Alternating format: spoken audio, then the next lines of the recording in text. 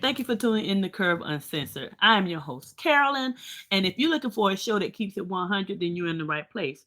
We talk about reality TV, we talk about money, we talk about relationships, we talk about the lack thereof, why it's so difficult for some people to maintain and stay in a good relationship. We talk about sex, we talk about it all. So if you're looking for a show that keeps it real with you, then you're in the right place. But before we get into the show tonight, let's go ahead and handle the business. Anything that I say on this show is strictly for entertainment purposes only. Hey, it's just my opinions, so you do with it what you want. So let's go straight into the show. I'm sure you guys have been hearing about all the craziness that's been going on in Hollywood. I am sure. I mean, from Mike Epps and Shannon Sharpe, aka Club Shay Shay, also with Stephen A. Smith trying to ease up in there. But that's what I initially was going to talk about, and I'm still going to touch on it. But the main thing I want to come and talk about today right now is the situation with Monique and her son. A lot of people have been talking about today because he went live and he wanted to kind of refute some of the statements that Monique had made when she went on the interview with Shannon Sharpe, right, on his show Club Shay Shay. He wanted to kind of put his opinion out there because he probably felt that he had not been heard properly. And as her child, he wanted to give his opinion. So he went live today and I tell you, I'm gonna play some of that interview for you. It was very heartfelt, and when I tell you, I felt really bad for him. Um, I also kind of felt for Monique a little bit as well because um, she went through a lot too. So let's just start from the beginning, and I'm gonna play a little bit of the interview that her son had, refuting some of the things that she stated on Club Shay Shay, and then we'll come back and talk about it. Okay? All right. Hold on a minute, and I'll be right back. Hi, I am Shalon. I am a stand up comedian, Monique's oldest son. Um, I guess I felt the need to make this video to just provide some context into this false narrative about her praying to the universe in order to reconcile our relationship or whatever the hell it is. I wrote it all down so that way I don't go all over the place and get emotional or anything like that. So I'm gonna talk like I'm reading a script, but it's just gonna help me kind of stay together. But to address the Club Shay Shay interview that she did, where she states that she prays to the universe in regards to reconciling our relationship, as I stated, is odd. My mother and I both know that that is a very false narrative, and I would like to free her of having to continue telling that lie. Faith without work is dead, and neither one of us cares to put forth any effort to reconcile with the other. We are separate, as she put it, because she doesn't care to be my mother any more than I care to be her son. Neither one of us has had the desire to reach out to the other in a very long time, and I don't think that either of us anticipates that feeling ever returning. Speaking with my mother directly, in my experience, will either lead to some odd newfound moment of clarity in regards to how she was as my mother, or she retreats back to daddy to move forward with a conversation. And I'm tired of hearing my mother's truths. Newsflash, I'm not sure if people know, but standing in your truth doesn't make you noble. I'm not sure if people are aware of that. But responding this way, I feel as though it allows me to say my piece uninterrupted. To those wondering, well, why say something now? Call it a form of therapy for me, I suppose. But when her daddy had intentionally stated that they have three sons, but his wife is on the internet talking about the fourth son in a video that has millions of views, that rubbed me the wrong way. But anyway, to inform a child that you are not interested in being a mother at a time when that kid is the only kid that has the potential to lead a child to believe that you are not interested in them specifically. But to take it a step further, you also admit, my mother had also admitted to me that she didn't do the best job that she could do, which would also make one begin to question, all of your past decisions and prior emotional interactions. But to be completely honest and fair, you know, those were things that I was willing to get over. You know, nobody's perfect, we're all human. But my mother showed a clear lack of humility, compassion, and consideration when taking any level of accountability for those things. My mother does a fantastic job of acknowledging a lot of things, but she doesn't take accountability very well, and anything that she may take true accountability for, it's only at her convenience, in my experience. But if I had to guess, though, her interest in being a mother probably started around the time that she married her daddy and had his children. But that interest, you know, obviously seemed one-sided, and as it should have been. By that time, I'm in my late teens, so to some degree, the excuse me, the neglect becomes easier to hide or validate, I guess you could say. There are now 2 baby boys in the house, you know, that require attention. But still, during that time, however, I still watched her enjoy the love and admiration of total strangers more than my own. To this very day, my mother has never expressed to me when, if ever, she became interested in me as her son. That did lead me down a path of questioning my self-worth and struggling to understand the value of a mother in a child's life. In the interview, she also states that she gave me an apology, but an apology to a son from a mother that consciously showed no interest in him holds no weight. There are still women to this day that my mother will give credit to for being more of a mother to me than she ever could. Her assistant, my cousin, being one of them.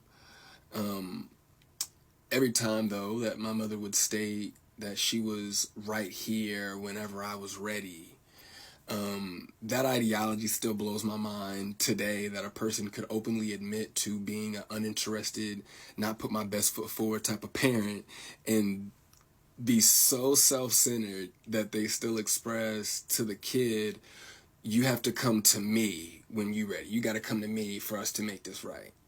Okay. But I'm not sure what my mother could possibly think that she has shown me in the past or have for me now that's not money, goodness gracious, that would make me want to come to her or whatever those feelings are supposed to be. A mother is supposed to be the first woman that a boy falls in love with. I loved my mother very much, but my mother loved things more than she loved me, and she would validate her love for me by giving me things and would proceed to call me ungrateful or inconsiderate if said things did not have the desired effect. I couldn't imagine what it's like to be her, though, to ask God for what you want, and then he gives you what you need, though, only for you to ignore it and have the audacity to ask God for something else. And I'm glad I don't, I'm glad I didn't do that. And when he told you no, you went to the universe instead. By no means, though, do I want to give off any type of an impression that I am a victim of anything. That's not the case. As you can see, I'm smiling from ear to ear. I'm alive. I'm happy. I'm a dad. I'm healthy, I think. I drink a lot of water. I'm getting over a cold now. You know, I still have my days just like everybody else. And, you know, there were a few things that she did teach me along the way. I did learn how not to love from my mother. I also learned to make sure that I never lose so much of who I am that I have to validate it through another person. And though I feel as though, you know, in hindsight, you know, I think she did it reluctantly, I do appreciate my mother, you know, for showing me what the top of the mountain looks like. You know what I'm saying? It did give me perspective on what hard work and dedication can get you, but I don't want something like that at the cost of giving up something that I created. I don't want it that bad. And speaking of creations, I genuinely, truly, I really did want my mother to have a relationship with my daughter. I even fought through those intrusive thoughts that were, if she wasn't interested in you, what makes you think she's going to be interested in your kid? But it took my mother no time at all to prove that those intrusive thoughts were correct. But what I can say, good for her, the universe did, bless her with three other sons. Bless her with three other sons.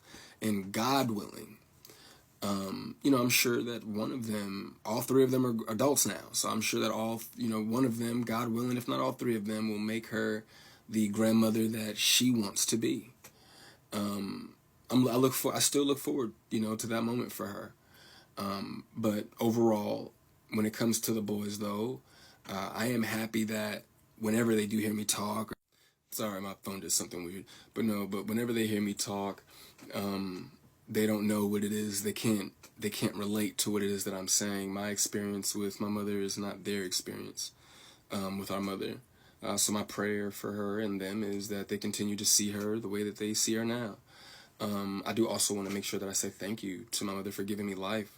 Without that moment in time, I wouldn't have had my little one. But outside of that moment, there isn't anything that either of us has to offer the other. In my opinion, it's a waste of God's time and the universe's time for praying for something that you were not willing to put forth any effort to obtain. Putting the work into becoming Monique is more important to my mother than being my mother. And I do not believe that it was never about her being there and waiting for me, but it was supposed to be about me being there and waiting for her. My mother's value had reached such a low point in my life that I no longer found it necessary to either want to wait for her or even go to her. But like I said, man, I'm super grateful that she has the opportunity to do it all over again. I'm happy for her. I hope the Cat Williams tour goes well, but the narrative that she prays for us to reconcile is a false narrative. It's not real, and I'd appreciate it if she stopped saying stuff like that. All right, y'all. Are y'all feeling me? Are y'all feeling me? As a mother, to the mothers out there and the fathers, are you all feeling me? And then I'm going to go and I'm going to play a little bit of the interview with Monique and her husband, Sidney, her current husband, Sidney, had to say, refuting some of the things that he stated. Now, to me, I feel like this. I'm going to come from my, because I told you I keep it real. I'm coming from my perspective. When her son was speaking about the relationship that he had with Monique and still has as an adult, where she even was open and honest and made a statement stating that she was not there for him when he was younger. She was chasing her dreams. She wasn't at a point she wanted to be a mother to him at that point. And so she did not give him the attention and the love that she felt that he really and truly deserved because she wasn't there mentally. She was chasing the red carpet, the fame, the lights, action camera. That was her goal. She was working hard for that. But as a mother, she failed him. She failed him. Now, a lot of times when these people the celebrities, they have to make a decision. It's hard to be everything to everybody. I get it. But when you have children, in my opinion, for whatever it's worth, it's not just about you. Just keep it there. I was a very, very, very young mom. Okay, I sacrificed. I could have went on a full scholarship to FAMU, baby. But you know what? I didn't do that. I stayed home and I decided to go to college at home and take care of my daughter. My mother was willing to take care of her, but I felt like it wasn't her responsibility. So I think sometimes as parents, we have to make tough decisions. And sometimes we get it twisted with money and um, monetary things and items and things like that takes the place of you being there physically. It doesn't even have to be a celebrity. It could be just a person that's working hard to be successful in corporate America, but the family life suffers. So, it's all the same, tomato, tomato. You understand what I'm saying? So, when he was speaking today, I felt for him. I felt for this young man because he was saying that the relationship his mother has with his the older two, the twins. The twins are from her current husband, Sydney. I think she's been married twice. From to Shalon's father, and then she met another guy named Mark, and she married him, and then she met Sydney, right? Or she just dated Mark, and then she met Sydney and married him. So she's been married at least twice, and you know, I can feel it was heartfelt what this young man was saying. So that cannot be discounted. And his thing is, he felt it just because you admit that those things happen doesn't mean that you were right that they happened. And I feel him with that because as a child, you don't ask to be here. You don't ask to be here. And he stated that him and Monique, neither one of them really desire to have a relationship with each other. And you know what? I heard that out his mouth, but his heart was saying something else. I don't know if you all got that when y'all were listening to him, but his heart said something different than his mouth was saying. You know what I'm saying? If y'all think y'all agree with me, leave a comment. Let me know what you're thinking. I want to make sure I'm not in my feelings over here. You know, I want to make sure it ain't just me being my motherly self. You know, let me hear from some other mothers out there because I felt this child's heart. Yes, he's an adult. All her children are actually adults now. I believe her twins are actually adults as well. Her twins from Sydney. I came across pictures where they went to Disney World, they were swimming, they were on a boat. They her and those children did a lot of things. And also she has the son that she adopted, Mark, what's his name? Mark Jackson Jr. Um, I guess her relationship with him is okay. I guess I don't know a whole lot about him, but that was an adopted son that she had, and it didn't seem that she was as close to him, but it probably closer than her oldest Shalon, because he kind of felt like the line was drawn in the sand, honey. That he basically did not want a relationship with his mother. I don't believe him.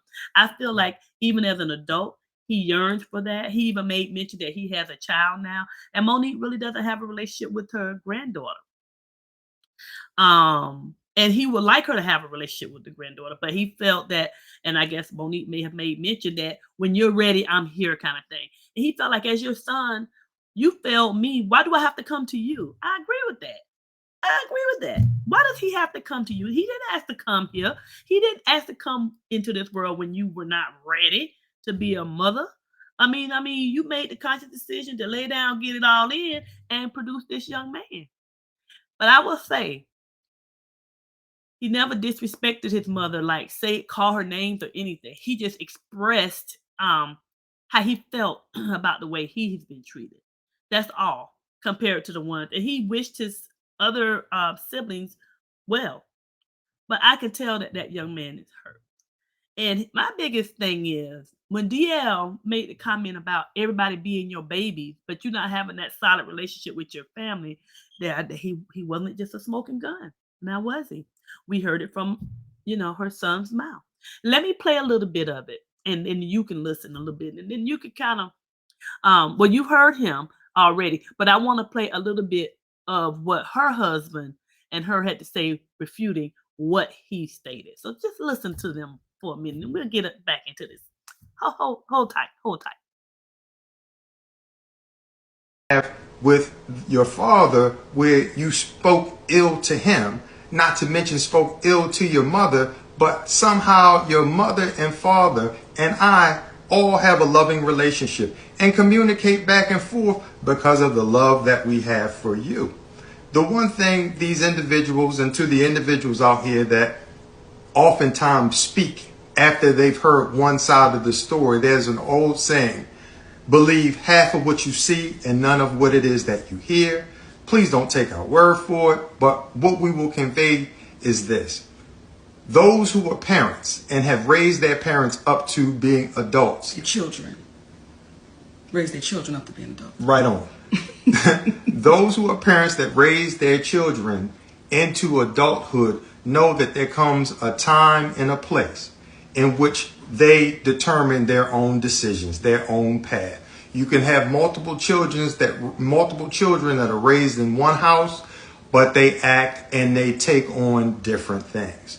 The reason why it was so important for us to entertain these conversations that we typically have privately, or that we're influenced to have privately amongst the people in our community, is because we need to stop being embarrassed about being human beings and about being black human beings. You will oftentimes hear us saying we are embarrassing ourselves in front of them.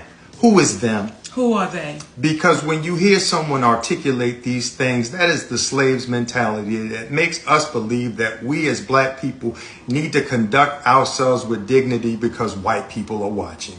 You should conduct yourself with dignity because the spirit of you is watching. Come on. But we need to have these conversations out loud and taboo because we have a finite period of time together here on this earth. You will travel through infinity with the spirit that you have all alone, and you will not remember the ridicule that you receive, but you will be judging yourself. You will be determining for the rest of your life which way that you go as you have thus far. So this conversation is about speaking directly to what situations are.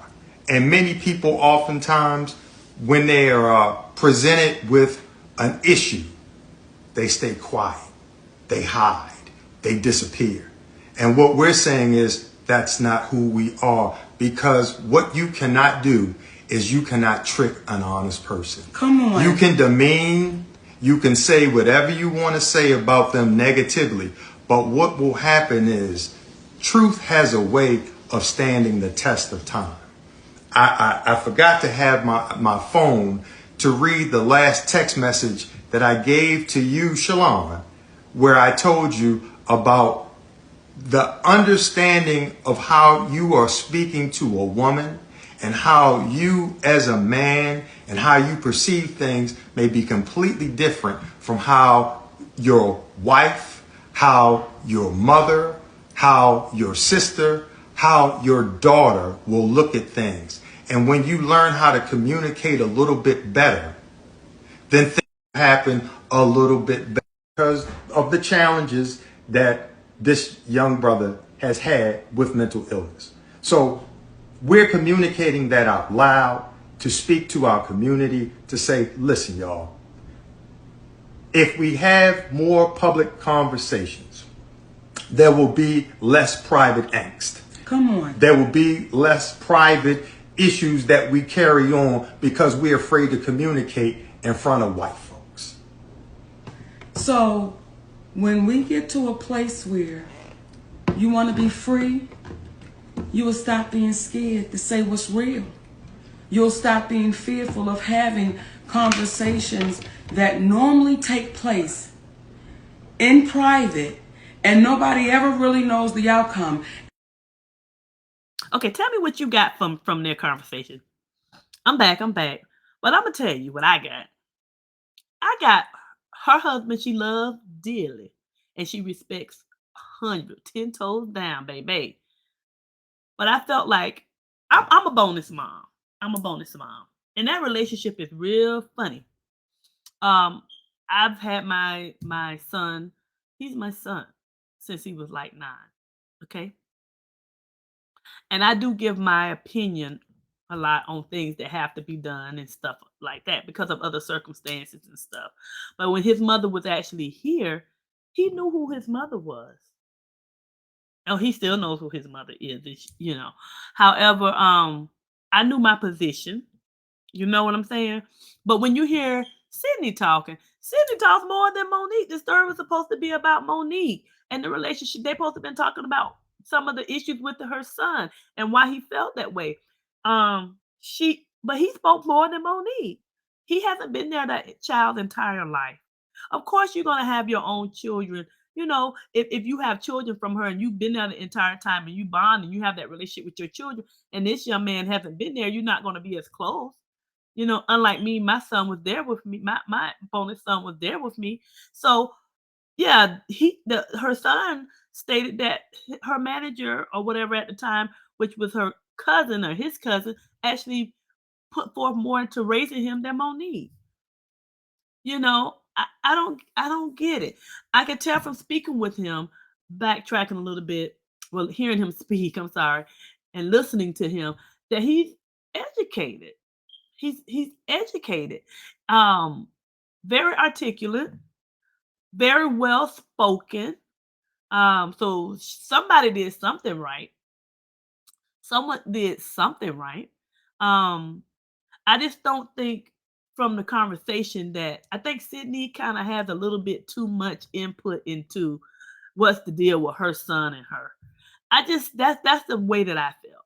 You know, everybody have their own relationships, but I felt that he has too much input as a bonus dad about the estranged relationship that Monique has with her son. Her son with another man before him. You know, we're not talking about his twins that probably are in a better place mentally and all that. We're talking about her son. When you look at the pictures that are out there, her son is not there. This boy is hurting. And I'm sure we only know the surface. We don't know a lot of the things the son may have done. We don't know. We don't know. We just assuming based on what the son stated. We don't know what some things that issues he may have had with Sydney. We don't know. We don't know. But what we do know is that in the day, Monique carried this young man, hopefully 9 months, and she produced him. And that is her bloodline. And I feel like it's you should not have a child out here that doesn't feel loved. I know from what I've heard that Monique had a tough upbringing and she's had some unfortunate things happen to her. But she probably felt that, hey, my life wasn't perfect either and I pushed through it. He'll be all right. That's probably how she felt. He'll get over it. He's a young man. He'll be okay. If he need me, I'm here. But sometimes it's not always about the money. It's about everything because a child needs that foundation. They need to know that they're loved. They need to know that you're going to support them regardless, ups or down, even though you have to be there to discipline him or her. They have to know that, you know, they are loved. So that's the key. That's the key to all relationships. That person has to know that you really care about them.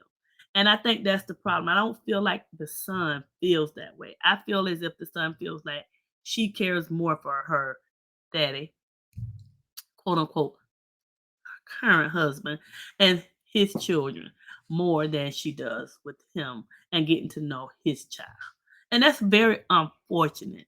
You know, I really hope that with time that Monique realizes that she is the mom, but she slighted him. And if he slighted her in any way, it is because of the relationship that she had with him growing up. A child needs you to be supportive. They need you to be there to catch them when they fall. And as a parent, raising children don't come with a book. It don't come with an instruction manual. We all make mistakes. We all do things that we shouldn't do. We say a lot of times we say things we should not say. But at the end of the day, the child or children need to know that you love them.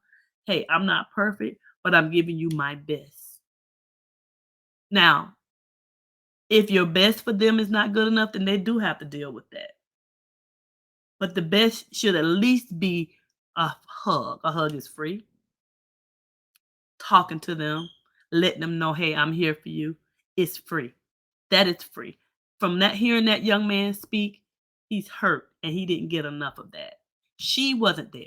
And she admitted that she was not there. So being that she was not there, she slighted him. He shouldn't have to come to her. She need to come to him. And no disrespect to her husband, but he talked a little bit too much for Monique. Monique is a very boisterous woman. She speaks very strong willed. But when he's there, she kind of dumbs down a little bit. She allows him to take the reign, when most of the time she speaks up. And this is a time that I feel like she should speak up. And she needs to let him know, honey, baby, daddy, this is between me and my son, Sugar. And we need to work this out. And I think her husband needs to support her like he's supporting her with this Tyler Perry foolishness. Well, it's not foolishness because Tyler Perry them did her wrong. And I understand why Monique felt the way she felt. Now, maybe the way she handled it wasn't the best, but I understand why she felt the way she felt. So that's not foolishness. I take that back. But the situation, I understand why she felt that way with Oprah. So she had, that was her struggle. Nobody else has to tell her nothing about that. But when it comes to her son, I feel like she needs to work on repairing that relationship. Monique, you weren't right by him. And you know you weren't right. The one thing, if you know as a child, if you as a person knows what it feels like to be in a situation where you're vulnerable, and you stated it, where you feel like your father did not stand up and protect you when he should have, when you had someone doing things to you that harm you, the way that you felt as a child, the way you felt like nobody, he wasn't there for you, is probably somehow your son felt that you were not there for him. Put yourself in his position and understand where he's coming from and try to step up. See, this is the whole situation I'm saying about all this stuff. I've been calling it Hollywood because when I think about, I'm gonna transition over just a little bit, quick second, then I'm gonna sum up Monique and her son. But when I think about the foolishness that's happening with Stephen A. Smith and Shannon Sharpe, Club Shay Shay, whatever, I feel like it's gonna be a situation where somebody's gonna have to be the grown man in this situation, because a lot of children shouldn't really be listening to anything that really Mike Epps say because of the type of stand-up comedian he is, but they know of him from the movies because he's a funny guy. Club Shay Shay, he's a football star. I mean, a lot of young boys play football. And Stephen A. Smith, a lot of people know him because of the different things he's done with regards to sports, right? And I feel as if the three of them are gonna have to kind of get it together because they've been acting real hood out here with um Shannon Sharpe talking about he gonna pull up on Mike Epps. And you might be a big dude, but Mike Epps ain't finna sit there and let you pull up and do nothing. You don't put those kind of things out in the atmosphere. You know what I'm saying? I feel like things could have been handled differently. That's just my 2 cents. You know what I'm saying? Whatever it's worth. It could have been handled differently. Yeah, Mike. I mean, is it a situation? Is it a thing? Okay, is it really a situation where comedians and jokes can go too far? We know comedians make jokes about a whole bunch of stuff. But is there a situation where really they have gone too far? They need to take some seats, several seats back.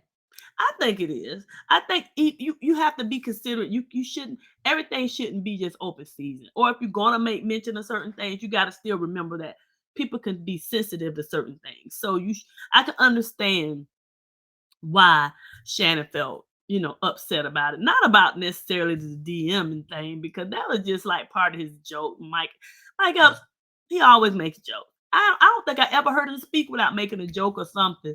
I mean, I can't recall. Every time you see him, he's doing something silly or saying something funny. That's just him. But I could see, because he said other things, and even though Shannon said people have said things about his sexuality and things like that, he just let that rub off. I think it was just a whole combination of things in the whole joke, along with he felt like he was lying. Because it wasn't a big deal of whether he DM'd you or you DM'd him. Not a big deal. I mean, I really think it was seen too much the way Shannon went OD on it. But was it necessary to say I'm gonna pull up on you and I'm gonna see if you could? That's like saying, okay, you be ready to throw them hands up when I meet you, be about it. And Mike Epps came back with the normal hood response. I don't fight these days, so blank, blank, blank, blank, blank. We know what that means. We coming from a different angle, right? But do you blame him? Because Shannon's a big dude.